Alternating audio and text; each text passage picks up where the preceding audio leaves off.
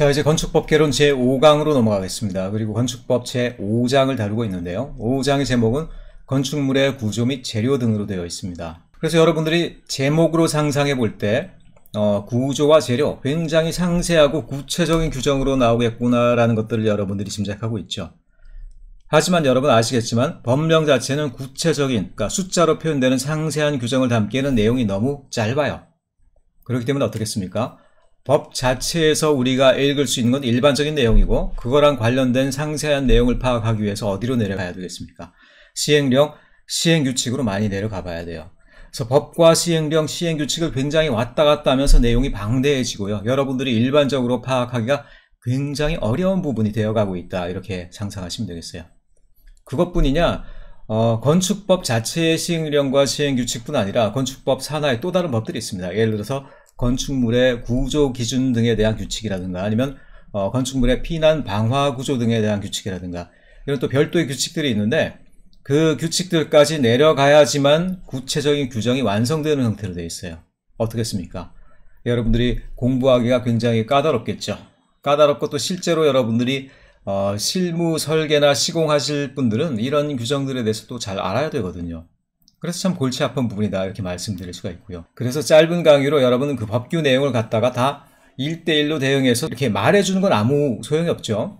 그래서 여전히 이 강의에서 다룰 것들은 그 중에서도 제일 중요한 개념들, 그리고 그 개념들 중에서도 실제로 여러분들이 설계하는 내용과 관련된 굵직한 규정들, 규칙들, 그거 위주로 다뤄야지, 그거 말고 상세하게 규칙이라든가 규칙 안에 있는 별표라든가 이런 내용을 다 다루기는 어렵다는 겁니다. 굵직한 내용들, 그리고 설계에 있어서 중요한 내용들, 그리고 최근의 어떤 현황을 표현할 때 굉장히 중요해지는 내용들, 이런 부분을 위주로 다루겠다, 이렇게 말씀드립니다. 자, 어쨌든 여러분 각오하셔야 됩니다. 법으로 끝나는 게 아니라 시행령, 시행규칙, 그리고 별도로 독립적으로 존재하는 규칙들, 이렇게 서로 왔다 갔다 하면서 내용이 전개된다, 그런 부분들 미리 파악하시면서 시작하시면 좋을 것 같습니다. 아까 사전 해설에서 조금 빼먹은 내용들인데요. 여러분들이 이제 구조라든가 재료를 얘기하니까 주로 기둥이라든가 보호라든가 아니면 벽이라든가 이런 건축물의 각 부분에 대한 규격 요건, 이런 것들 위주로 내용이 갈 거라고 생각하는데, 사실 그거보다도 더 많이 반복되고 중요한 내용들이 뭐냐? 바로 이 부분입니다. 이 부분. 안전과 피난에 관한 내용들이 사실상 한 거의 내용의 절반 이상을 차지해요. 왜 그러냐? 왜 일반 구조보다도 특별한 어떤 재난과 관련된 구조에 대한 내용들이 더 많이 나오냐? 이거는 여러분 너무 당연해요. 일반 구조가 더 요건이 까다롭겠습니까? 아니면 특별한 안전과 재난, 피난과 관련된 요건들이 더 까다롭겠습니까? 당연히 재난 상황을 대비한 구조 요건들이 더 까다롭겠죠. 그러니까 까다로운 요건을 맞추게 되면 일반적인 요건은 자연스럽게 넘어가게 되는 거예요. 자, 무슨 얘기인지 알죠? 보통 건축물의 대부분의 기준이요, 어떤 강도라는 것, 예를 들어서 강도라는 것들을 뭐 S라고 해봅시다. S. 일반적으로 우리에게 필요한 거는 S예요. S만큼의 강도를 지닌 건물이 필요해요. 하지만 그런 것들이 일반적인 상황이 아니라, 예를 들어서 눈이 많이 와서 지붕에 적설이 된다, 또는 지진 때문에 진동이 일어난다, 그랬을 때 일반적인 강도보다도 더 큰 강도가 필요하게 되죠. 그래서 우리가 일반적으로 많은 S만큼의 강도가 필요하다고 하더라도 만일을 대비해서 A라는 개수를 곱한 형태로 우리가 설계하게 되더란 얘기예요. 당연히 그리고 이 A가 1보다 작을 리는 없죠. 1보다 커진다는 얘기예요. 우리가 일반적으로 필요한 강도, 구조의 강도보다도 훨씬 더 강화해라, 이런 얘기가 되죠. 말하자면 안전과 피난과 관련된 구조와 재료를 우리가 활용하고 구성한다는 것은 일반적인 강도보다 훨씬 높게 설계한다는 얘기이기 때문에 그 자체로 안전이 담보가 되는 거죠. 그러니까 이거 위주로 건축물의 구조 및 재료 등에 대한 내용들이 흘러갈 수밖에 없는 이유를 여러분들이 짐작을 하시겠죠. 재난시, 화재라든가 지진시 건축물 내부의 사람들이 안전하게 피난하고 동선을 유도할 수 있는 어떤 그런 구조에 대한 내용들이 굉장히 주를 이루고 있다, 이렇게 여러분들에게 미리 말씀드려요. 자, 구조 내력에 대한 개념들이 먼저 나오고 있는데요. 건축물은 고정하중, 적재하중, 적설하중, 풍압, 지진, 그 밖의 진동 및 충격 등에 대해 안전한 구조.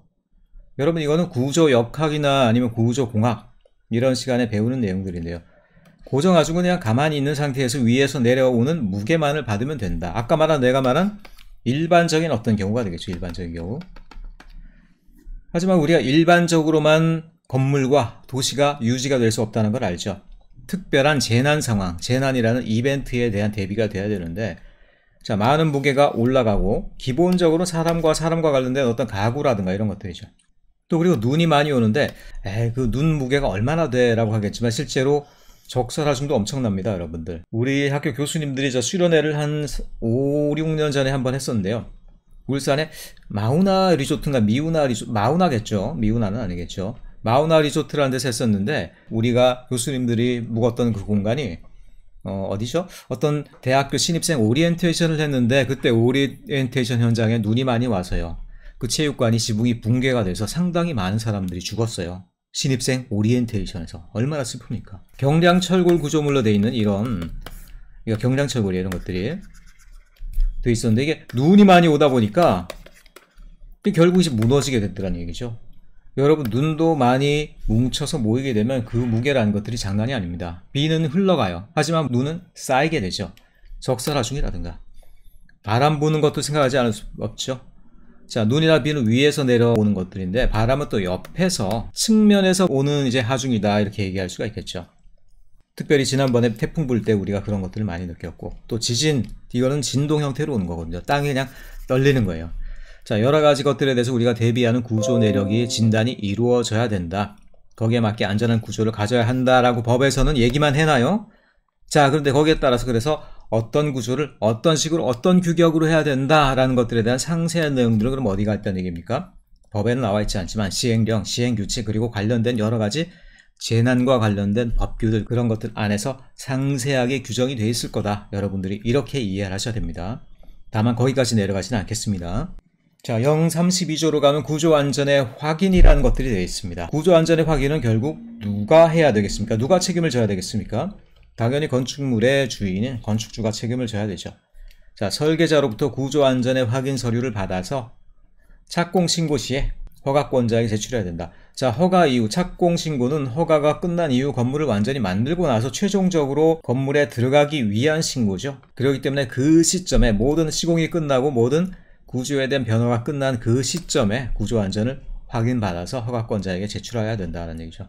이때부터는 구조안전의 어떤 열악함으로 인해서 생기는 사고는 건축주가 책임을 지겠다 이런 얘기가 될 수도 있겠죠. 자, 그런 경우는 어떤 경우냐? 기본적으로 층수 2층 이상, 2층 이상만 돼도 구조안전을 다 확인을 받아야 돼요. 연면적 200제곱미터 이상. 목구조는 조금 이제 강화됐죠. 500제곱미터 이상. 그리고 사람들이 살지 않는 창고나 축사 같은 경우는 제외. 건축법에 보면 창고, 축사, 작물 재배사 제외 이런 부분들이 굉장히 많습니다. 왜냐, 이런 것들은 기본적으로 사람이 사는 곳은 아니니까 구조 요건이나 이런 데 있어서 약간 느슨하게 봐준다 이런 얘기가 되겠죠. 자, 그리고 높이 13m, 처마 9m 이상 되면은 대략 봤을 때 여러분들 13m 정도면 한 4, 3, 12, 뭐 한 3층 정도가 되는 높이가 되겠죠. 그리고 처마 높이 9m 이상 되는 건물, 그런 경우에는 또 역시 구조안전의 확인을 받아야 된다라고 되어 있는데, 자, 처마 높이라는 건 어떤 얘기냐면 보통 우리가 평지분 건물이 많잖아요. 평지분 그냥 맨 상부에 있는 슬래브의 윗면을 기준으로 해서 이렇게 높이를 재주시면 되겠죠. 이렇게. 평지붕이 아니라 예를 들어서 이렇게 경사지붕인 경우다. 얘는 높이를 어떤 식으로 재야 되는 거죠? 요 꼭대기로 잴까? 그럼 이렇게 지으면 난 그럼 여기가 높이가 된가? 보통 그래서 그런 경우에는 높이의 기준을 처마 높이로 칩니다. 처마가 쭉 내려오고 있죠. 처마를 이렇게 받치고 있는 요 기둥이라든가 아니면 깔돌이에 해당하는 부분이 있어요. 기둥 위에서 지붕을 받아주는 바로 맨 위에 있는 부재가 되겠는데 깔돌이라고 보통 그러는데, 또는 뭐 기둥이 직접 받쳐주거나 아니면 다른 부재가 받쳐줄 때 그 부재의 높이, 그 높이를 기준으로 해서 이제 건물의 높이를 보통은 규정을 하더라는 얘기죠. 스몰 h 같은 경우는 보통 처마 높이라고 해요. 처마 높이. 그래서 그 처마 높이가 9m 이상 되는 거면은 역시 허가권자에게 구조안전의 확인 서류를 제출해야 된다 이런 식으로 얘기가 되고 있죠. 그리고 기둥 사이를 이제 또 경관이라고 한문어로도 얘기하는데 영어로 스팬이라고 그러죠. 스팬. 기둥 사이가 10m 이상 된다. 그러면 그것도 약간 이제 구조 안전에 있어서 확인이 필요한 경우다라고 그랬어요. 보통 우리가 쓰는 철근 콘크리트 건물의 경관, 그러니까 기둥과 기둥 사이의 간격이 얼마가 된다? 좁을수록 튼튼하죠. 근데 좁을수록 건물이 쓸모가 없지. 기둥이 많으면 사람들이 오가는 공간이 없어지기 때문에 어떻게 되겠습니까? 보통 콘크리트조 같은 경우에는 기둥과 기둥 사이의 간격이 6m에서 9m 사이일 때 가장 이제 적당하다 보통 얘기하거든요. 근데 10m를 넘어간다? 어느 정도 구조 안전의 확인이 필요하다라는 얘기죠. 자, 이 말은 뭐냐면 안심할 만한 소규모의 건물, 그거보다 넘어가는 규모인 경우에는 구조 안전의 확인을 별도로 받아야 된다. 이렇게 규정된 거다라고 여러분들이 이해를 하시면 되겠다는 얘기입니다. 요 내부에 있는 것들은 일반적으로 특별한 일이 없는 경우 안전한 건물이다. 보통 이렇게 보더란 얘기예요. 자, 하지만 표준 설계 도서에 의한 건축은 제외라고 되어 있습니다. 표준 설계 도서는 국가에서 만들어 놓은 표본이 되는 설계 아니에요. 국가에서 만들어 놓고 인증까지 해버리고 중앙건축위원회가 표준 설계 도서를 인정을 했는데 그게 문제가 생길 일은 없겠죠. 그래서 안전하다고 확인된 경우이기 때문에 요거대로 설계하는 경우는 제외를 한다. 이렇게 나와 있다는 겁니다. 자, 그 다음에 관계 전문 기술자와 협력, 건축과 관련된 여러 분야의 어떤 전문 기술자인데 특별히 그 중에서도 건축 구조 기술사가 해야 될 일이 많죠. 그러니까 여러분 전문인이라는 게 뭐예요? 전문가라는 게 뭐냐면 나는 전문가요 떠들지만은 그 전문가가 법에 그 사람들이 어떤 역할을 해야 된다라는 것들이 안 나와 있는 사람들은 사실 전문가라고 보기 어려워요. 하다못해 뭐 픽업 아티스트니 이성을 꼬시는 능력을 가진 뭐 그런 아티스트 인증도 있고 막 그렇잖아요. 자기들이 협회도 세워놓고 그런 것들이 전문가냐? 그렇진 않죠. 법에 의해서 그들의 의견을 받아들여야 되는 상황이 규정되어 있을 때 그게 이제 전문가가 되더라는 얘기예요. 그래서 건축 구조 기술사들의 협력을 받아야 되는 경우 관계 전문 기술자죠. 6층 이상인 경우 특수구조 건물인 경우 자 특수구조 여러분 기억해요? 특수구조 건축물이라는 건 뭐라고 그랬어요? 자 캔틸레버가 이거에 3m 이상 나와 있거나 아니면 기둥 사이 경간이 얼마? 20m 이상 되거나 자 이런 건 이제 철근 콘크리트 조로로만은 극복이 안 되고 뭐 철골이라든가 별도의 공법이 들어와야 되는 어떤 그런 특별한 구조라고 그랬죠. 자 이런 것들은 특수구조 건축물이기 때문에 당연히 건축구조 기술사의 협력을 받아야 된다. 자 그 다음엔 다중이용 건축물, 준다중이용 건축물인 경우에도 건축구조 기술사의 협력을 받아야 된다. 두 건물 다 공이 뭐라고 그랬습니까? 사람들이 많이 모이는 시설 그리고 사람들이 많이 모이는 큰 규모의 건물이다. 그래서 가장 큰 건물을 다중이용 건축물, 그 다음 급 정도 되는 걸 준다중이용 건축물로 이제 규제를 한다라고 그랬죠. 앞에 나와 있는 내용 뭐 기억하는지 모르겠는데, 자, 규정 하나하나를 우리가 다 기억할 수는 없죠. 근데 이런 것들은 굉장히 중요합니다. 시험에도 자주 나오는 것들이에요. 일단 그 용도에 쓰이는 바닥 면적이 5,000제곱미터 이상인 경우, 어떤 건물이었어요? 예를 들어서, 문종, 판운, 의숙, 뭐 이런 것들이 있었죠. 문화 및 집회시설, 그 다음에 종교시설, 판매시설, 그 다음에 운수시설 중 여객용시설, 의료시설 중 종합병원, 그 다음에 숙박시설 중 뭐 관광 숙박시설 이런 것들 뭡니까? 대표적으로 29개 시설군들 중에 가장 사람들이 많이 모인다고 생각되는 그런 6개의 용도들 그런 것들의 경우는 그 용도에 쓰이는 바닥 면적이 5,000제곱미터 이상이 넘어간다. 그럼 다중이용 건축물이다 라고 그랬죠. 또 그리고 층고의 기준도 있었죠. 용도랑 무관하게 16층 이상 되면은 그러면 이것도 다중이용 건축물이다. 준다중이용 건축물은 기준이 내려가요. 이거는 바닥 면적 1,000제곱미터 이상 층수 기준은 없어요. 그러면서 다중이용보다 용도가 조금 늘어납니다. 아까 뭐 문종, 판운, 의숙 이렇게 6개 업종을 얘기했죠. 거기에 또 뭐가 더해지더라? 교육연구시설, 노유자시설, 운동시설, 뭐 장례시설 사람이 완전히 많이 모이는 시설은 아니지만 그래도 그거에 준하는 그래도 많이 모이는 경향이 있는 시설들 그런 것들이 몇 개가 또 추가가 돼요. 1,000제곱미터 이상 그 용도로 쓰면 그때는 준다중이용 건축물로 규정을 한다. 여기는 층수 규정은 없습니다. 자, 이게 다중이용 건축물이라고 그랬는데 얘네들이 그럼 뭘 규제를 받느냐? 사람들이 많이 모이니까 안전해야 될 거 아닙니까? 그래서 건축구조기술사의 협력을 받아야 된다 이렇게 얘기가 나와 있어요. 그리고 3층 이상의 필로티 형식 건축물. 필로티 형식이라는 게 사실은 일반적인 생각을 했을 때 기둥이 내력을 받아주는 필로티 구조면은 그 자체는 사실 그렇게 위험할 것이 없거든요. 근데 사람들이 볼 때 이게 벽이 없이 기둥만 버티고 있는 것 같으니까 위험하다 이렇게 생각하더란 얘기야. 그래서 이거를 왜 위험하다라고 특별히 보는지 모르겠는데 어쨌든 그렇게 또 규정이 되어 있네요. 그 다음에 국토교통부령에서 중요도가 높은 건축물은 그때그때 또 이렇게 새롭게 포함을 하겠다. 넘어갑시다. 지진의 시대가 되다 보니까 또 내진 등급 얘기를 안 할 수가 없죠. 내진 등급의 설정들, 이런 것들이 나와 있는데 48조에 2가 된 걸로 봐서 최근에 많이 새롭게 보강되고 있는 법령이다 이렇게 생각할 수가 있겠죠. 자, 국토교통부 장관은 용도, 규모, 설계, 구조의 중요도에 따라 내진 등급을 설정해야 된다. 자, 그래서 이거는 건축물의 구조 등에 대한 규칙에 나와 있어요. 그리고 거기에 내진 등급 기준이 별표 11호 이렇게 제한이 되어 있는 것들인데 보면 건축물의 내진 등급이 딱 3개로 나와 있죠. 특급, 1급, 2급 이렇게 되어 있는데 중요도 개수라고 나와 있고 그게 1.5, 1.2, 1.0 되어 있는데 뭔 얘기인지 모르겠죠. 근데 아까도 얘기했지만 중요도라는 것들이 개수다, 개수. 어디에다 곱해주는 값이라는 얘기죠. 그러니까 대략 어떤 얘기인지 알겠죠. 필요한 구조의 어떤 강도에다가 1.5를 곱해서 설계를 해야 된다. 1.2를 곱한다. 2를 그대로 한다. 그 말은 뭡니까? 이게 숫자가 커질수록 건축물이 내진되는 강도가 더 커진다는 얘기가 되겠죠. 건축물이 지진에 버티는 힘이 더 강하다 이렇게 볼 수가 있겠죠. 자, 그런 식으로 내진 등급 기준이 정해져 있고 이걸 통해서 위험도가 높은 경우에 좀 더 강도를 높이는 쪽으로 설계를 해야 된다. 이런 식으로 나와 있더라는 겁니다. 자, 법 49조가 또 굉장히 이제 중요한 내용들입니다. 요게 5장 전체 내용에서 가장 이제 포괄적이면서도 중요한 내용이다. 이렇게 볼 수가 있는데요. 다만 중요한 내용이다 보니까 어떻게 됩니까? 주로 선언적인 내용들만 나와 있고요. 상세한 것들은 하위에 있는 시행령, 시행규칙들에서 다룰 수 있도록 그런 식으로 되어 있습니다. 자, 첫째 건 뭐냐, 이렇게 나와 있는데 말이 길어요. 원래 법에 나와 있는 문장 자체는 너무 길고 장황합니다. 하지만 가장 중요한 걸 제가 줄쳐놨는데요. 피난과 소화에 필요한 통로들, 말하자면 불이 났을 때 또는 건물이 흔들릴 때 안전하게 빠져나올 수 있는 그런 통로, 그리고 그 통로를 어떻게 하면 안정된 구조로 잘 설계하고 또 불을 끌 수 있는 구조로 설계하느냐, 이런 내용들이 나와 있더라는 얘기죠. 그러니까 피난에 대한 구조들. 그래서 이런 것들이 뒤에 어떤 걸로 연결되냐, 피난 계단 또는 피난층 또는 특별 피난 계단, 피난을 위한 특별한 어떤 시설, 건물의 한 부분들에 대한 설계 기준으로 연결되게 됩니다. 그 다음에 안전, 방화, 위생 등등 이런 것들, 1조 채광이라든가 공기를 갖다가 들이마시고 빼고 이런 배연 설비에 대한 것들이 되겠죠.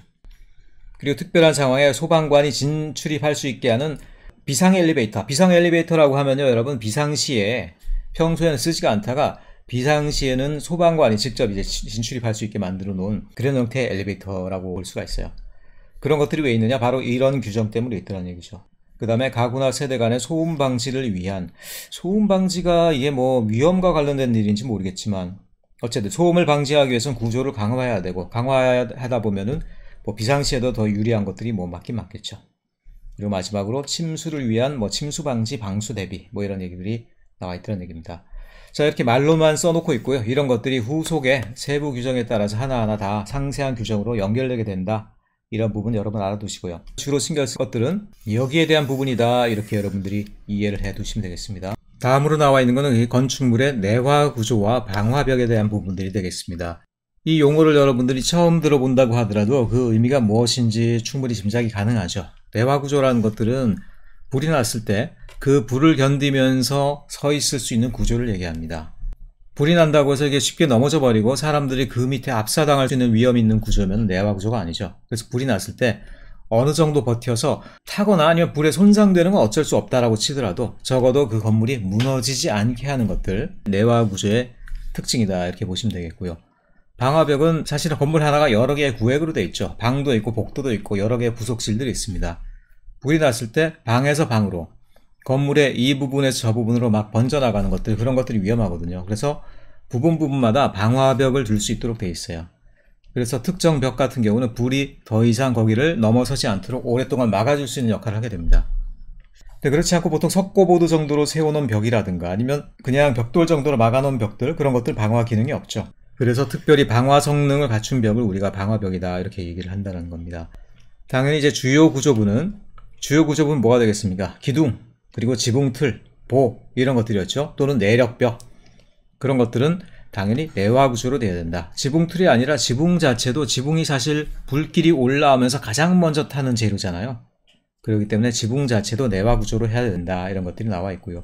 자, 내화 구조로 해야 되는 건물들, 기본적인 건물들 나와 있는데 여기 보면 여러 가지들이 있는데 웬만한 건 다 내화 구조로 해야 된다 이렇게 보시면 되겠죠. 아주 사소한 건물, 규모가 작은 건물, 사람들이 별로 모이지 않는 건물, 이런 정도만을 빼놓고 나머지 모든 것들은 주요 구조부와 지붕을 내화 구조로 해야 된다. 그래서 제2종 근린생활시설 중 공연장, 종교집회장 500제곱미터짜리 이하의 어떤 종교시설이라고 그랬죠. 문화 및 집회시설, 종교시설, 위락시설 등등 이런 것들은 바닥 면적 합계가 200제곱미터 이상만 되면 내화 구조를 해야 되네. 200제곱미터 이하면 여러분들 평수로는 한 얼마입니까? 한 60평 정도밖에 안 돼요. 시설로서 60평 정도면 굉장히 작은 규모 아닙니까? 그래서 웬만한 규모의 사람이 모이는 시설이면 다 주요구조부와 지붕을 내화구조로 해야 된다. 자, 그 다음에 500제곱미터 이상으로 약간 조금 더 허용을 해주는 것들도 있습니다. 뭐겠어요? 사람들이 어느 정도 이용도가 앞에 나와 있는 처음에 있는 항보다는 조금 적어지는 것들, 전시장이라든가 동식물원, 판매시설, 운수시설, 교육연구시설 등등등등 이런 것들은 한 500제곱미터 이상 되면 그때부터 지붕을 내화구조로 해야 된다. 그 다음에 공장이나 뭐 이런 것들, 이런 용도들은 어느 정도 그래도 기준을 많이 완화를 해준다는 얘기죠. 이 경우 2000제곱미터 이상. 주택, 근린생활시설 중 숙박과 관련된 용도들, 이건 다시 조금 위험해지죠. 그래서 이런 것들은 400제곱미터 이상이 되면은 내화구조를 해야 된다. 그리고 3층 이상인 건축물, 지하층이 있는 건축물은 모두 지붕과 주요구조부를 내화구조를 해야 된다. 작은 규모의 건물 빼놓고는 웬만한 건물들은 다 내화구조로 주요구조부와 지붕을 만들 수 있어야 된다. 이렇게 얘기가 나와 있다는 것이죠. 자, 그리고 초고층 건축물로 가면 이제 피난이라는 것들이 굉장히 중요해지겠죠. 자, 초고층 건축물 몇 층이라고 그랬어요? 50층 이상. 그리고 고층 건축물 30층 이상.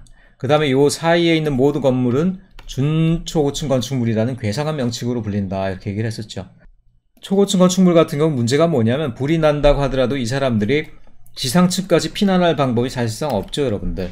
어떻게 50층이 넘는 걸 걸어 내려오겠어요. 그래서 이런 경우는 여러 가지 요건들이 있는데요. 피난 안전구역이라는 걸 둔다라는 얘기입니다. 피난 안전구역. 피난 안전구역은 피난층하고는 달라요. 피난층이라는 것들은, 자, 피난층이라는 것도 있고 피난 안전구역이라는 것도 있어요. 뒤에 다루겠지만 피난 안전구역 같은 경우도 피난층의 하나입니다. 피난층에 포함돼요. 피난층은 지상으로 나가는 직접 나갈 수 있는 통로가 있는 층이에요. 그러니까 당연히 1층이 그런 층이 되겠죠. 근데 꼭 1층만 그런 것들이 아니라 경사지에 있다라든가 그런 경우에는 피난층이 2개가 될 수도 있고 뭐 그렇습니다. 어쨌든 기본적으로는 지상층 1층이 피난층의 역할을 하는데요. 자, 1층은 이제 피난층이기 때문에 빨리 나가면 되죠. 근데 그렇지 않고 예를 들어서 50층, 60층에 살고 있는 사람이 불 나면 엘리베이터도 멈추고 사람들은 계단실로 많이 몰려 나오기 때문에 굉장히 위험하거든요. 어떻게 합니까? 가장 가까운 데로 피난할 수밖에 없는데 지상까지 내려오기엔 너무 힘들어. 내려오다가 심장마비로 돌아가시겠죠, 오히려. 그래서 피난 안전구역이라는 개념이 나오게 되더라는 거예요. 뒤에 내용을 한번 보도록 합시다. 자, 그게 뭔지 모르겠지만 피난 안전구역을 초고층 건축물과 준초고층 건축물에 둬야 된다. 지상층으로부터 최대 30개 층마다 1개소 이상을 설치한다라고 되어 있어요. 자, 그 말은 뭐냐면 지상으로부터 한 30층 정도 올라가서 한 이 정도라고 칩시다. 거기다가 피난 안전구역을 더 둬야 된다는 얘기입니다. 건물 아니네. 지상층이 아니죠. 그 말은 뭐냐. 건물이 워낙 크니까 다 내려오지 못한다고 하더라도 건물의 중간중간에 비교적 화재나 이런 데 안전한 굉장히 튼튼하고 강력하면서 불에 타지 않는 층을 하나 만들어 놓는다는 얘기예요. 그래서 거기서 사람들이 최대한 버틸 수 있게 만들어준다. 그 개념이 피난 안전구역이라는 얘기죠. 그래서 지상층이 아니라고 하더라도 거기서 오랫동안 사람들이 버티면서 구출을 이렇게 기다릴 수 있게 하는 그런 용도의 특별한 어떤 구역이 피난 안전구역이다. 그래서 특별히 초고층 건축물 그리고 준초고층 건축물의 요건을 만들어 놓고 있다. 앞에 나와 있는 규정을 이제 그림으로 옮겨 놓은 것들인데요. 여기 보면은 자, 이게 초고층이죠. 그 다음에 이게 준초고층이에요. 초고층 같은 경우는 30개 층 이상마다 하나씩 피난 안전구역을 두고 있죠. 띄엄띄엄 중간에 두고 있어요. 그 다음에 준초고층 같은 경우는 어떻게 되어 있느냐. 전체 층수의 2분의 1에 해당하는 층으로부터 상하 5개 층 이내의 1개소. 뭐 말이 이상하다. 요거는 제가 볼 때 요 그림은 조금 무시하세요. 요거는 여기가 더 설명이 잘 되어 있습니다. 이 그림은 마치 중간층 2분의 1에 해당하는 층으로부터 5개 층 이내에 하나 이상을 두게 되어 있다라고 그랬는데 보면은 1개소 이상이죠. 하나만 설치하면 된다는 얘기야. 근데 여기 보면 마치 이렇게 2개를 설치해야 되는 것처럼 해놨기 때문에 약간 그림이 오해가기가 쉽고요. 요 그림이 더 정확하죠. 준초고층 건축물에서는 가운데 2분의 1 선에서부터 아래로 5층, 위로 5층 내에 그러니까 한 10개 층의 영역 범위가 있는 거죠. 그 영역 범위 내에 한 층 정도를 피난 안전구역으로 설정하면 된다. 이렇게 돼 있죠. 준초고층 건축물 30에서 49층 그리고 50층 이상 초고층 건축물. 초고층 건축물은 30개 층 이내마다 1개소 그리고 준초고층 건물은 중간에서 아래 위 5층 이내에 그 범위 내에 1개소 피난 안전구역을 설치하면 된다. 이런 식으로 되어 있다는 거고 자, 아직 설명은 되어 있지 않지만 특별 피난 계단이라는 개념이 나와 있죠.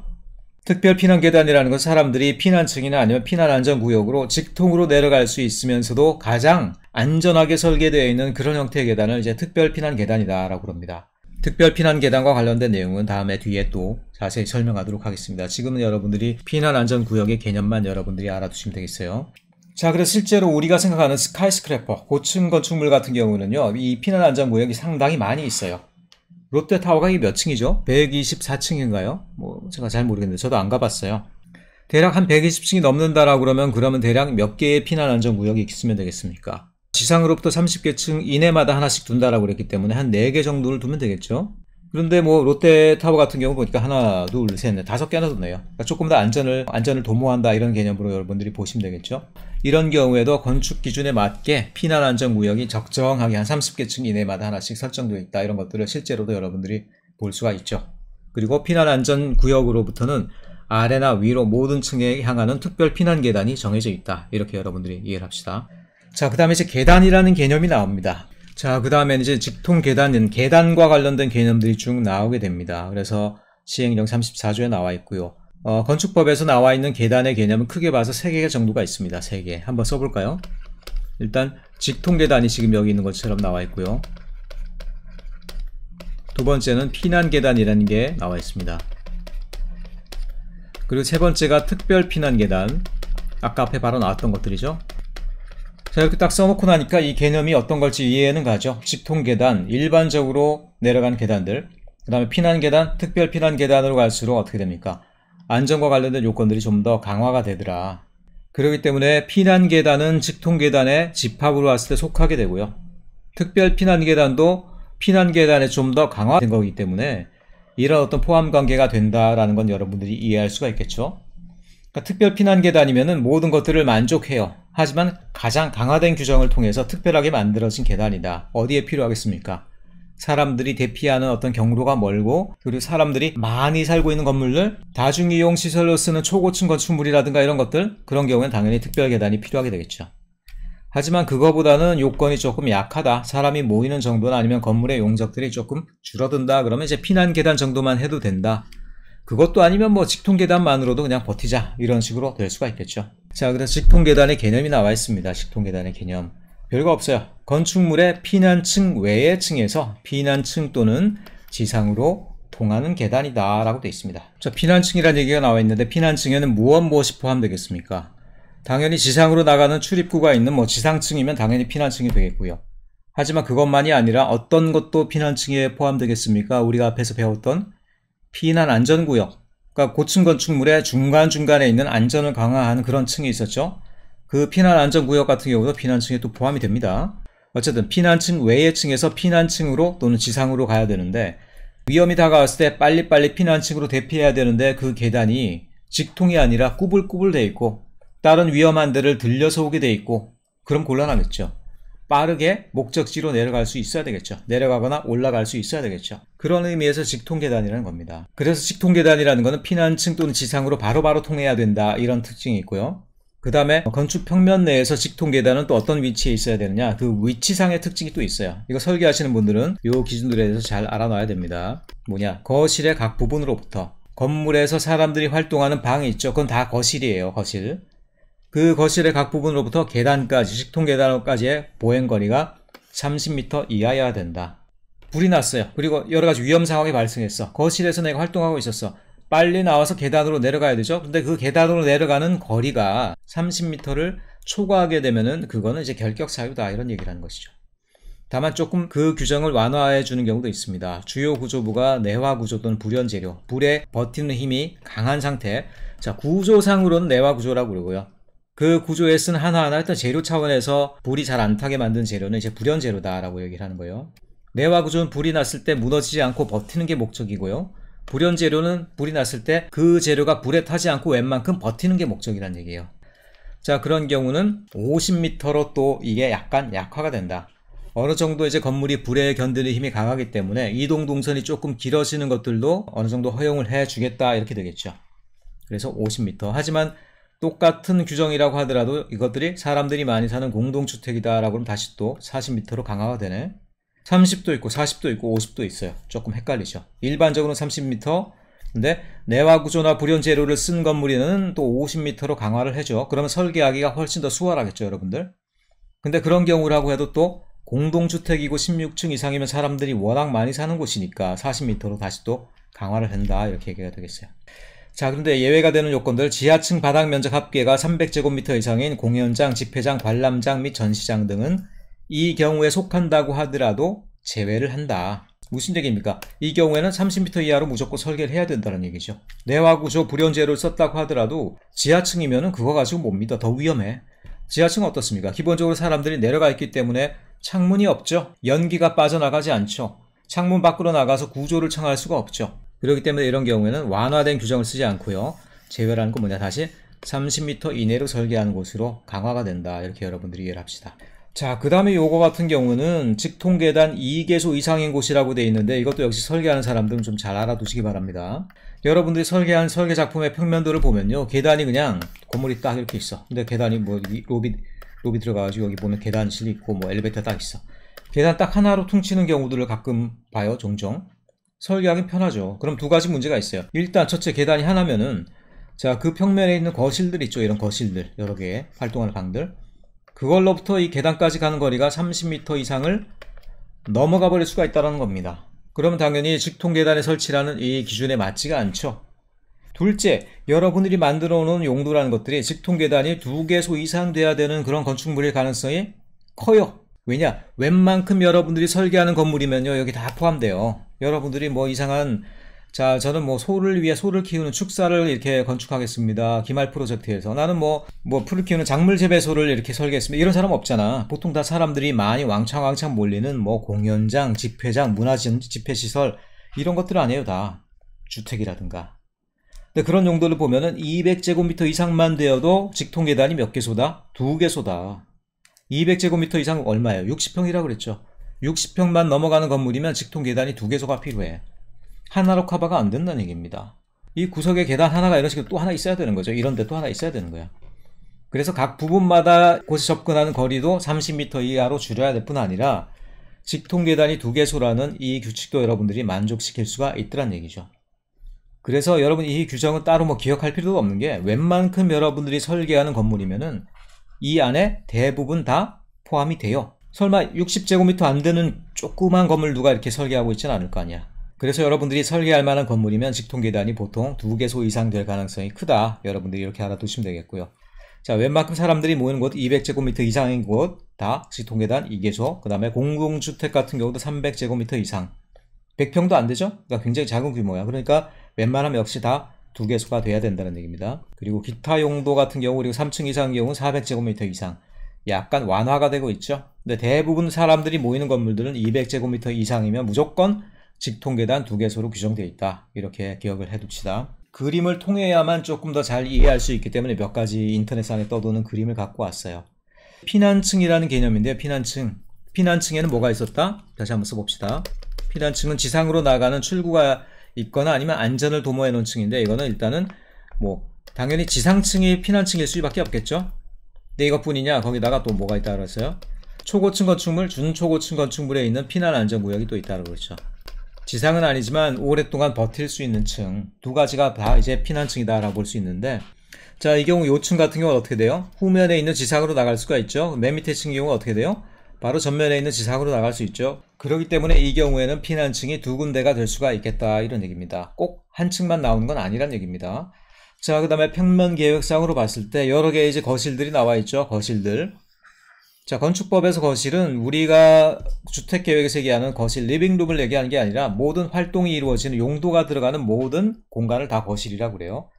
그래서 거실의 각 부분으로부터, 자, 직통계단까지 얼마? 기본적으로는 30m라고 그랬죠. 근데 그거에 따라서 조금 완화가 되는 경우는 뭐였다? 주요 구조부가 내화구조 불용 재료로 되어 있는 경우는 50m. 하지만 16층 이상 공동주택이면 다시 40m로 줄어든다라고 그랬어요. 3, 4, 5가 된다라고 그랬는데, 자, 이 경우 그럼 최단 거리란 건 뭐냐? 맨 구석백에 있는 사람, 이 사람이 불나면 가는 요 거리를 이제 기준으로 삼는 거죠. 또는 요 구석에 있는 사람들이 요렇게 가는 거리. 그리고 여기 있는 사람이 보니까 이게 뭐 가구인지 뭔지 모르겠는데 피해 나가는 식으로 되어 있네. 요렇게 나가거나 뭐 요렇게 나가거나 좀 더 긴 거리가 되겠죠. 또는 나와 있지 않지만 여기 있는 사람이 요렇게 가는 거리. 자, 이 모든 경우를 다 우리가 측량을 해봐야 돼요. 그리고 모든 경우들이 다 요 30m 이내라는 범위에 든다. 그럼 그거는 피난층 그리고 직통계단에 도달하는 범위란 조건에 만족한다 이런 얘기가 되겠어요. 여기도 마찬가지죠. 평면계획 내에 생기는 가장 먼 피난 거리를 다 이렇게 우리가 측량을 해보고 그런 것들이 아까 말한 30 또는 40 또는 50 그 범위 내에 있어야지만 평면계획이 허가가 될 수 있다. 이렇게 얘기가 되어 있는 겁니다.